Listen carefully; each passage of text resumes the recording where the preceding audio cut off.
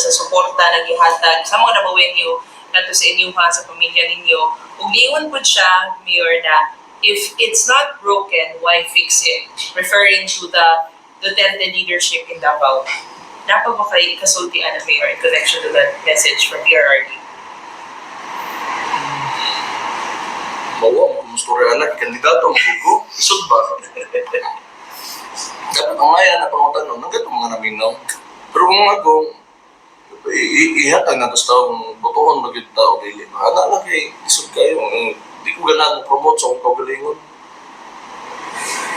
Kapoy nga na. Kamusta, Mayor, dito sa event? You were also there, Mayor, no? Pakikimamat mo sa mga kapitan. Wala. Niingon lang kung kung sa giingon sa mga tama ko tanan. Tama mo gito tanan. Pagdali, ang train of thought niya, at that time, kung sa po'y nasa kumrod mo, ano mo good sa? Tama mo pag siya. Realistic mo niya nga tawag ko niya. Dili ka na mauwa mo story tinuod na nga. Pangit tanawan nga, daghan may Duterte sa kuan, politika, anak ko. Pero, ang ako alam po dato, kung nalag ko'y, di po kumutubag niya, kaya masing posilon ko niya. Pero, kanang, gipili mo gud may kanang niagi mo migilitsyon mo may namugos wako na namugos ana di man mo kuan kanang mo kansa na muluod dito sa taas mo mangayog agkap ug aig sugtupad niya pangadagatag staw para ingnon para botohon ni wala man nangampanya ra man gud me ako at least ako ang ako pasalig ra man nga magdako kaayuhan murag in general ba kung sa mga ginaingon sa entablado daghan man na. Pero akong intention lang magdao ka ayuhan. Gusto ako may mo contributor diri sa Davao ba? Hindi na pag gana nga tao. May mga problemas ko ang mga ko. Anak mo gina. Pero, mawala siya. Dali, kasi itong mga kaisulang na buhay na liburo sa nga ginastorya natin na speech ni PRRD. Ang ibutan sa comment section ng link sa mga video Mayor sa speech mo. Tama gina siya. Ako, kung tuwa mo pa na, ba pa magalang kung sa? Mo ba kung magigit ang demokrasya ba? Na ay eleksyon. Ano ba? Ang tao, makapili gid kung sa ilang gusto. Ano ba? Yung anak lang permente. Tawi, mga lugar, mga tao, amot lang ha, mga storya ramang po ni, pero siipon nila, ilang tiunan, para tadugo nila, o dili, ang kadaog ito po nito, initan. Yan na ba? Pangit pa. Wala pagulungan ni mga lugar na ang power naa sa politiko wala sa tao. Kailangan ang power naa sa tao wala sa politiko. Trabahante lang ng politiko. Public servant gani. Samot nas mga taga-gobyerno. Para dili ang mga kuan, mga taga-gobyerno maghadlok mabinuang. Maghadlok ba mabinuang dili mo magtuntun diha niya. Pangusod og lugar, entitled kaayo kay tungod taga-gobyerno, pangit na. Pangit. Oo na sakit gid sa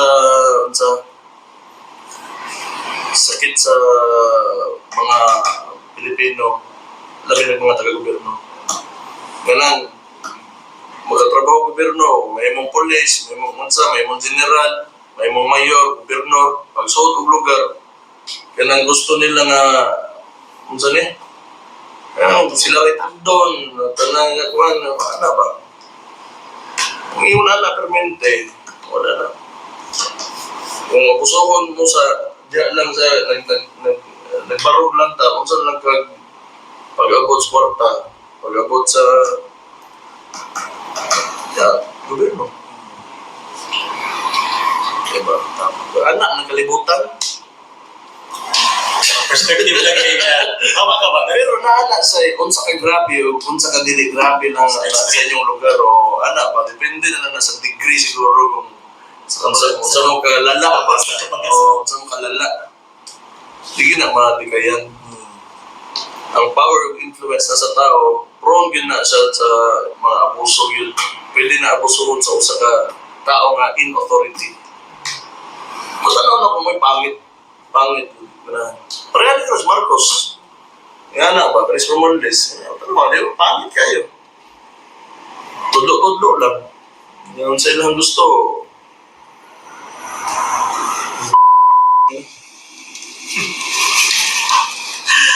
Okay. At one of the Panay ko kay PRRD Mayor, another event last week, Mayor, na istoryahan no, sa katauhan kay si PRRD, bisita dito, Mayor, sa atong yearly nga pahalipay sa paal nga event, Mayor. O nauban po niya si Vice President Sara Duterte, no, nakigabi-abi sa atong mga kaisunan dito. O during the speech ni PRRD Mayor, morning mga nitatak yun, no, sa katauhan. Una, salamat siya lagi sa suporta sa Gabawenyos, o gikan sa pagkabayor at na presidente siya. Unya gi-reiterate dito nga pagtarong ta kay balik na siya pagka-mayor na ikaw yung si Mayor sunod tuig pohon ug pinakabukat dira katong iyang gisulti nga usa na siya sa pinakaswerte nga tao sa kalibutan kaya ang suporta sa Dabawenyo di lang sa iya kundi dikatay padung sa inyo Mayor ug pohon sa iya pong mga apo. Moto siya na nitatak yun Mayor sa katawhan. Nabatay gusto i-dungag atong yan Ako, kasabot ko siya yung giingon nga swerte kaayo ka nga ang tao bitaw mo sandig bitaw sa imo. Pinalalim eh. Pagkapo yan ang ubangon ka buntag, mag-ilis ka, patog ka presinto, pagkitaon mo apelido, niya maboto, niya para to, tawanan to. Kaya kabuto ko, kamalo ko nga, kaya na, tigil pag-yun ko na listro, sa layo Manto ko dito, niya mo usuwat ka, dili nalalim mo. Mo na, kasabot mi anak. Nakasabot mi anak, baka kanay anak, bitaw nga puta nga.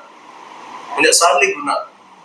Salig ko na sa mga tao. Manang, great ako. At isa ko, abot siya, kung sa ikibat, hindi na, mo naman to, na-story naman ako, grateful yung kay ko. Ako kayo na putang skuan, magpasalamaton kay ko, mo nang ako, nagkamot yun ko nga mahimo na kong trabaho, di ko ko magtinarantado yun rin. So, ano na. Yes, nagkamot. So, by the way, so, happy naman mahuman ang tuig, no? So, ayun po na to, na challenging po ang 2024 tungod sa politika po sa nasod o the political attacks na nakita po ng 2024, ang attacks sa inyong pamilya o ang mga Pilipino po na agrabyado tungod sa korupsyon at mga issues sa national, and expected na we are going to face the same thing in 2025 because of the administration. Pero tuyo o taliwala ni sa para sa imo ang mga nakita ni mga butang na angay pasalamatan. Ginoo. Ako po ang ginoo yun. Mga tao. Ano? More yun. Kung wala ginoo, wala ang mga tao ang nagsusurso, wala ang pamidirin wala ang ginasa. So, ito. Probably, next year, i-recycle na lang muna ang natanong ng iba. Kaya, hindi ka masusugod mo. Ano maging na? Ang 125 billion nga, confidential funds ang sa on pa, no? Nag-break na daw sila karon Mayor. Nag-break. Matulik na po na sila. O, hindi ako tao, mamatay tao. Tama yun. Narinig na. So, para sa imo, Mayor, pagka 2025, bali ka kaya po. Wala ending. Pero wala na mo na lang na. Kanang mo na lang na ila balik-balik ko. Kung sila ilain ko. Pero para sa imo, mamutuo ba ka ang mga tao na this 2025 or makurnihan na po sila? Hindi po. Kanang musaturate pag itang tanan. Love one ba? Diminishing marginal utility. Sige nung balik-balik ko. Balik ka isa ka sa produkto. Corn beef, kada adlaw, corn beef, mangita lang yung pagbulat pag gusto mo. So, timalin ninyo, kami itong bulat. Kapag na ng Gcash. High quality bulan. But then tama ka, Mayor, no? Despite of everything that has happened sa politics, there's so many things na mapasalamaton ka, especially for the LGU Mayor kay isan sa mga kakulangan sa budget from national no, sa padera. We still able to deliver ang LGU Mayor of one of these things that katong last week Mayor ato na lang i-announce po we nag-blessingan nato get over ang atong newly procured nga mga disaster emergency response vehicles na tayo 8 ni kabok Mayor gikan sa own disaster fund nato din sa Davao City. So, congratulations sa kanal na po. Mayor, salamat kayo. Tayo dili kinangadaot na mga uban sa kanan. So, kailangan na ginapulihan. Di pa na mo, dagan pa na. Sakta mag yun. Maulig isulti ni Sir Fred, dapat daw yung mga mamutay. Napunta para sa mga pulis. Si DCPO Mayor na sila yung maka-disaster truck, pagka 4x4 vehicle o mga fiber boats. Tapos si Task Force, si CTPMO, Senro CEO, si Disaster Office na to. Nakaparada pa rin sila karon sa sir no? Sa City Hall dapit. Kaya kayo nagpa-picture ato. Yagi ko kanina. Last Friday. Ilipyo mo, mabarog ka na, mabuga-buga na, nagulapog-lapog ako, ano yung mapapicture ka na? Siya nakasulat, City Government of Davao. Tabawan yung disiplina. So, Ito nga talaga malis. Huwag yun na, Ihana. Dapat buti ang ginabutang itong mas pinuhod lang, bagi sila man. Ano, politiko man. Sige, tama na. Okay, so congratulations daw and dapat pa, yung capacity builder and enhance our disaster response din sa Davao City. Kung sabay, pagkakadahan. Sa usap po, Mayor, sa Davao City reports naka-cater of more than 5,000 reports this 2024. So, salamat po kayo sa mga Davaoenyo no, sa inyong active cooperation and participation. So, isa lang ang message sa Davao City reports. Catered yun tayo sa concept. Kinamini. Gamay. Dili, hindi mo, pakita mo problema. Nilapay sa mga. Pila ba yun yung kaya yun sa usa ka bulan? Pero on average, so, On average, 5,000, divide by 12, kaya mo na. 400 to 500 concerns na meron naman. A month, no? Lumaki na siya na itong trend. Di, dili ko mo promote ano nga Davao City reports. Na mo yung makita, mapaboto, kana tawag mo, isumpong ninyo, ibutang yung pangalan, di ba dakpa na. Na mo yung mga naibawaan, mga krimen, tawag mo, kuha ninyo, sulbad na. Kana, gamitan yun, buot pa sa, gikuwangan ko kinang lang yun ang participation ani sa publiko. Gusto yun ninyo nga, na mo, naisamok sa inyong lugar, na di mo komportable, ana. Post-post mo niya, di mo kaya mo media. At to, reklamo niyo sa mga diretso para masulbat diretso ang butang. Para ma-address na yun. Si mga gipatag drama, inyo, post-post, balik pa tayo, kinanglan, by now, unta, nakat-on na mo. Na-ay Davao City reports, gamitan na ninyo. Total, mo responde mo na, kay mahadlok mo na sila sa kuha, pag di nila, ayaw nila ang mga, nanulot na mga reklamo sila. At di lang kayo maunsa na, di lang madali o ayo mga infrastructure problems para nang bagadalan kaya nang naging oras na pinagdako i-programa ko na sa gobyerno. Pero ang police matter wala matutukan na mo kaya dili mo mapasagdan sa police kay kami mo po yung follow up perme kami mo follow up para ninyo kung nahimo na ba o sulbad na ba hindi ko na perfecto pero naana diha na andam na para mo tubag sa inyong mga problema ng Davao City reports. Kaya mo na sama no, mo ko gilay ng one text away, one call away sa Nogales na tawanan eh.